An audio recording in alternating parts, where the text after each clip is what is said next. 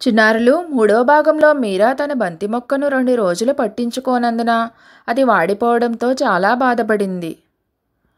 ఆమె తల్లి విశ్వాసపాత్రమైన ముంగిస అనే అందమైన పంచతంత్ర కథను చెప్పి ఆమెను ఓదార్చింది. తద్వారా రోజువారీ సంరక్షణ యొక్క ప్రాముఖ్యతను ఆమెకు నేర్పింది. తరువాత ఏమి జరిగిందో తెలుసుకుందాం. మీరా తన మొక్క పక్కన కూర్చుంది. ఆమె గొంతు మృదువుగా మరియు నిజాయితీగా ఉంది. నన్ను క్షమించు చిన్న మిత్రమా, నేను కొద్దిగా గమనించలేదు. ఇకపై నేను ఎప్పటికీ మర్చిపోను అని మాట ఇస్తున్నాను. ఆ రోజే ఆమె సరికొత్త దినచర్యను ప్రారంభించింది.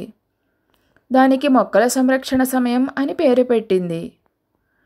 ప్రతిరోజు ఉదయం 7:30 గంటలకు ఆమె మరియు మిత్తు కలిసి మొక్కకు నీరు పోసేవారు, మట్టిని వదులు చేసేవారు, గాలి నుండి దానిని కాపాడేవారు మరియు దానికి సంతోషకరమైన పాటలు పాడేవారు. పెరుగు పెరుగు చిన్న మొక్క, ప్రేమను పొందు, శక్తిని పొందు.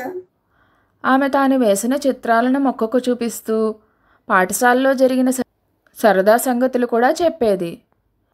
మిత్తు సంతోషంతో తన రెక్కలను కొట్టుకుంటూ, దీనినే అసలైన ప్రతిరోజు ప్రేమతో కూడిన సంరక్షణ అంటారు.